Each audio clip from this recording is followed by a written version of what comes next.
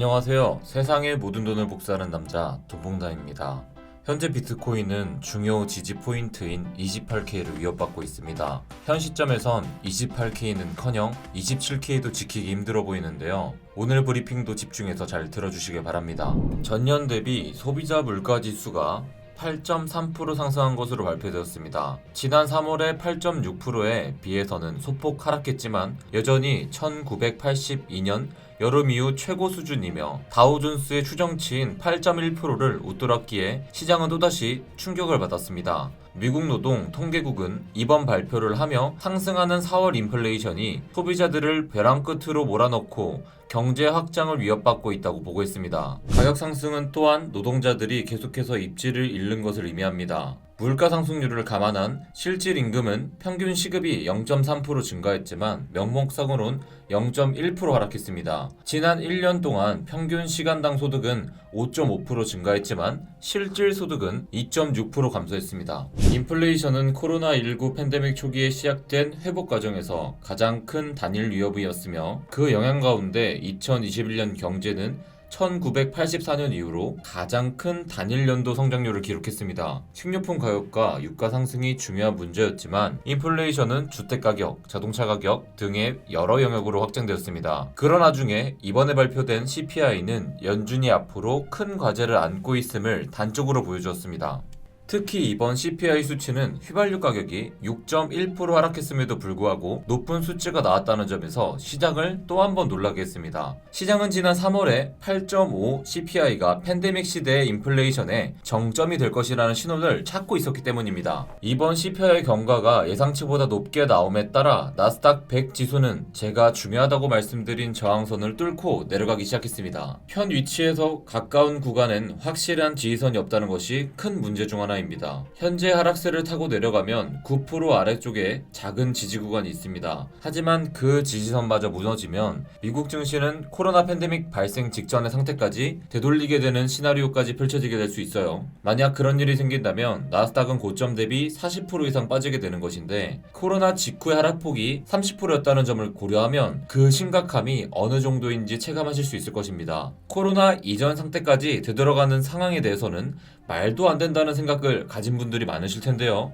아마존은 이미 그 이전의 수준으로 주가가 하락했습니다. 고점 대비 약 45% 빠진 상황인데 여기서 더 하락하다가는 코로나 팬데믹의 바닥 가격까지 닿게 될 수 있습니다. 지금의 하락은 아마존의 펀더멘탈이 문제가 있어서라고 생각해서는 안 됩니다. 거시경제의 영향으로 부풀려졌던 경제가 정반대의 거시경제 상황으로 인해 축소되는 과정일 뿐입니다. 애플 또한 세계에서 시총이 가장 높은 회사 자리에서 물러나게 되었습니다. 그 결과로 이제 석유 대기업인 사우디 아람코가 1위 자리를 차지하게 되었습니다. 계속해서 나스닥과 연동된 상태를 보여주는 비트코인 또한 가격이 치명적인 수준까지 하락했습니다. 어제 CPI 발표 이후로 작년 6월 말의 저점인 28,600달러까지 깨지는 과정이 있었습니다. 과연 앞으로 크립토 시장의 미래는 어떻게 될까요? 한동안은 미국 경제 그리고 세계 경제가 어떻게 회복하느냐에 따라 크립토 시장의 방향성이 결정될 것으로 보입니다. 같은 맥락에서 오늘도 중요한 미국 경기 발표가 있습니다.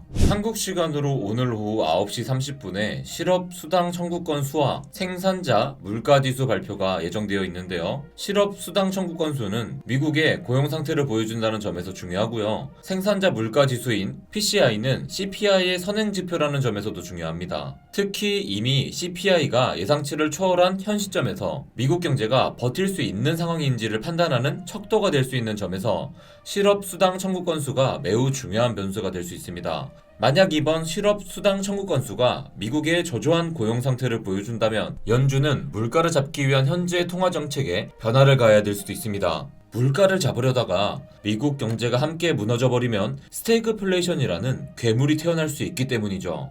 스태그플레이션이란 물가도 오르면서 경기가 침체되는 상황인데요. 이건 연준이 꼭 막아야 하는 상황입니다. 오늘 발표도 중요한 발표입니다. 시장의 변동성에 대응하시는 분들은 꼭 주시해서 보시길 바랍니다. 현재 루나의 급락으로 트위터에 온갖 종류의 조롱을 하는 밈들이 돌아다니고 있습니다. 크립토 신의 한 사람으로서 찹찹한 마음을 감출 수가 없네요. 완전히 박살나버린 UST로 비트코인을 환산하면 100K에 도달했다고도 조롱하기도 하고요. 대체 무슨 일이 있었길래 자랑스럽던 한국의 루나코인은 며칠 만에 폰지 사기 스캠 코인이라는 이야기를 듣게 되고 있는 걸까요? 안타까운 소식이라 다루기 싫었지만 아침 브리핑 때 설명드렸음에도 불구하고 궁금해하시는 구독자분들을 위해 간단히 설명드리겠습니다.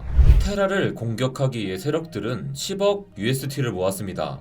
그리곤 그 UST를 담보로 30억 달러 상당의 비트코인을 빌리죠. 그리곤 공포를 유발하기 위해 각종 퍼드를 뿌립니다. 비트코인 망한다, 20K 간다 하는 식으로요. 그런 다음 빌린 30억 달러 상당의 비트코인을 시장의 덤풍에 공포를 더 확산시킵니다. 그럼 비트코인 가격이 더 떨어지겠죠. 이때 맡겨놨던 UST를 바이낸스로 옮겨서 또 시장에 던지는데요. 그래서 UST의 가치가 1달러 이하로 살짝 떨어집니다. 디패깅이 발생한 겁니다.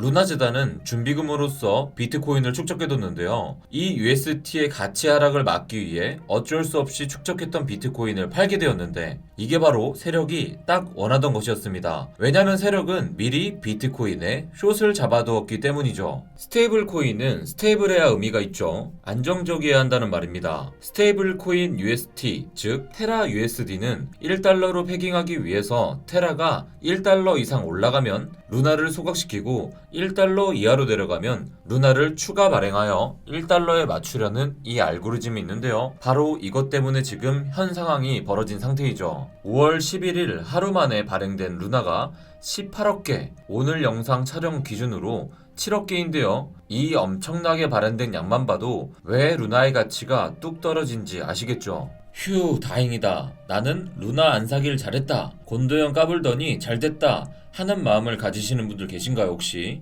이번 테라 USD 코인 UST로 인해 USDT 테더와 USD 코인들 또한 어떤 타격을 받게 될지 모릅니다. 양대 스테이블 코인마저 흔들리게 된다면 크립토 시장 자체가 무너지게 될 수도 있고요. 그리고 크립토 생태계의 모든 펀더멘탈도 위협받을 수 있습니다. 지금 저는 마음이 참 무거운데요. 아무쪼록 이 사태가 잘 해결되어 크립토 씬이 더 단단해지는 계기가 되었으면 좋겠습니다.